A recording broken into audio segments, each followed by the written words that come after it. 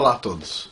Neste vídeo eu vou falar um pouquinho sobre doutrinação em sala de aula e eu vou tentar dar uma ênfase para os cursos de humanas. Mas, para começar, eu vou falar uma experiência minha, tá, pessoal? Na área de exatas, hein? Que é bem mais difícil de fazer doutrinação. Como eu disse, a área de exatas, a doutrinação é feita principalmente por seleção de teorias. Mas também tem algumas coisas pontuais em sala de aula. Por exemplo, quando eu comecei a fazer meu curso de geofísica, um dia uma professora, uma daquelas senhorinhas com uma cara bem confiável, começou a perguntar para os alunos o nome, né? Como muitas vezes acontece em sala de aula, o nome de cada um, e perguntava assim: quem que é o seu pai ou sua mãe? E aí o primeiro aluno lá falou assim: ah, meu pai é o fulano. E o fulano era um professor do instituto, né? Eu já sabia o nome dos professores, né? E eu falei: nossa, que legal, o filho do professor está estudando aqui. Deve ser muito boa a faculdade mesmo, não é verdade?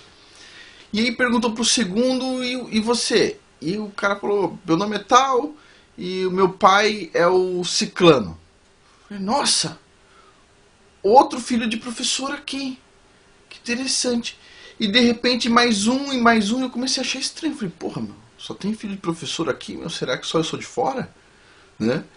E aí, quando chegou a minha vez, a professora me perguntou meu nome, quem que era meu pai ou mãe, né? E eu falei assim: bom, meu pai já morreu, mas a minha mãe, né? É uma pessoa ótima, eu gosto muito da minha mãe. E ela falou: não, quem que é aqui dentro do instituto, quem que é o seu pai ou mãe? É a pessoa que te orienta, quem é seu orientador? E eu falei: ah, orientador? A orientadora é o fulano. Ela falou: ah, a gente chama de pai e mãe a pessoa que ensina, entendeu? E eu falei: ah, entendi, então, entendi, tá bom. E isso era uma rotina, a pessoa perguntava: quem que é o seu pai? Meu pai é o fulano. Percebe? Tá bom. E até aí isso nunca me incomodou muito. Até um dia, quando eu já era professor do instituto, um aluno meu foi me apresentar para um colega e falou assim: olha, esse aqui, ó, esse aqui é o meu pai. Mas eu também tenho uma mãe, porque eu fiz iniciação científica antes com a fulana. Então, ela é minha mãe, esse aqui é meu pai. Eu olhei para ele assim e falei: meu, desculpa, cara.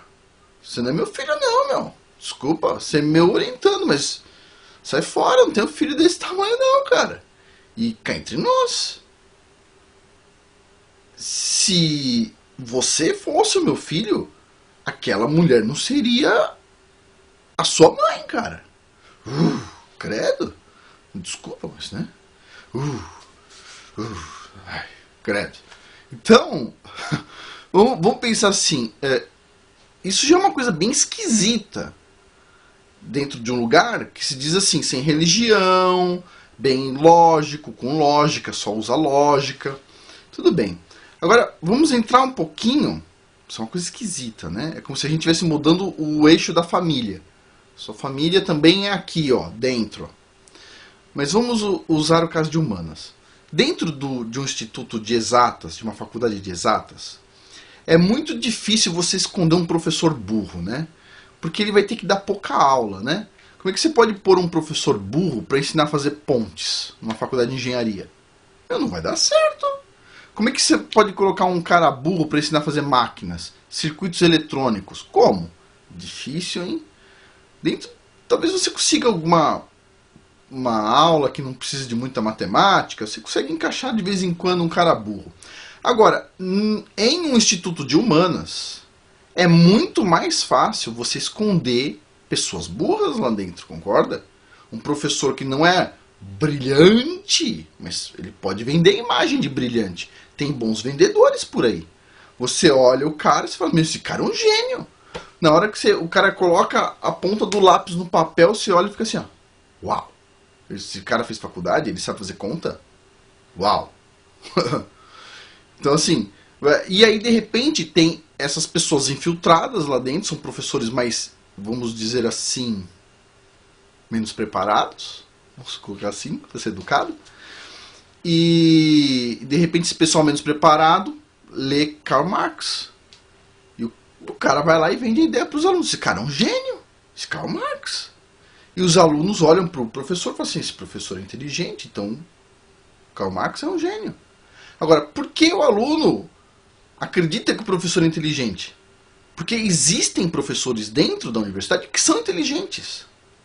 Que são inteligentes. E esses professores emprestam, de certa forma, a imagem real deles para professores fake, que não são tão inteligentes assim. Afinal de contas, uma pessoa que é um cara tão burro que nem Karl Marx e acha que o cara é inteligente, no mínimo, é um cara burro, né? Vai. Usando a lógica. Agora, esses professores que não são inteligentes, são bem despreparados e entram na universidade porque existe uma forma de fazer isso, ou seja, a prova teórica só vale 20% da nota para entrar para ser professor do universitário. O resto é aula prática, que você vai dar uma aula, e a conversa entre o pessoal que está lá dentro. Que vai ser, ele vai falar se o seu currículo é bom ou não. Ou seja, os 5 pesquisadores que vão falar se o seu currículo é adequado ou não para a faculdade. Então, assim, entrou um cara mais tapado lá dentro. O cara vai ensinar o quê? Que o Che Guevara era um revolucionário. E aí a pergunta é, o Che Guevara é um revolucionário? Quem não gosta de um revolucionário? Uma pessoa que muda para melhor as coisas. Mas ele não era um revolucionário. Ele tinha uma lista de adjetivos, incluindo, por exemplo, assassino. Por que não apresenta o cara como assassino? Ah, mas ele não era um assassino. Ah, peraí, ele matou pessoas? Matou um monte. Ok, então ele era assassino. Apresenta como assassino. Ei, pessoal, vamos comprar camisetas de um assassino. Será que venderia? Não. Ele não matou homossexuais? Chama ele de homofóbico. Vamos comprar camiseta de homofóbico. Um homofóbico assassino. Uau! Será que alguém compraria? Não, né? Bom, mas tem pessoas dentro do Instituto de Humanas, por exemplo, Maria Helena Chauí. Não é verdade? Odeia a burguesia, é uma feudalista, odeia a burguesia. E a burguesia paga para o governo contratar a Maria Helena Chauí. Para quê? Para falar mal da burguesia pro próprio filho. Faz sentido? Eu não acho que faz sentido. E é por isso que a gente tem que preparar o pessoal quando entra na faculdade. Filho, entre. Entre. Mas tenha consciência. É como diz numa história do Zohar, né? Eu uso muito raramente o Zohar, porque tem muita contaminação lá dentro. Mas tem uma história que diz assim... teve 4 rabinos entraram num pomar para comer o fruto. Um saiu louco, um morreu, outro saiu profano e só um saiu normal. Então, filho, entre na universidade e saia normal. Não saia profano, não saia profano, não saia maluco, louco e saia vivo lá de dentro. Normal. Esse é o desafio. É difícil? Pra caramba. Muito difícil. Você tem muita preparação, muita paciência para conseguir seguir um caminho bacana. Mas dá pra fazer, tá? Dá pra fazer. E esse vídeo não é para ir contra o sistema negativo. É só para você se preparar no seu jogo de xadrez para o que o adversário vai fazer. Se você estiver preparado para essa jogada, você consegue jogar bem. Se você não estiver preparado para essa jogada, você vai perder. Mas é isso. Por hoje é isso. Muito obrigado.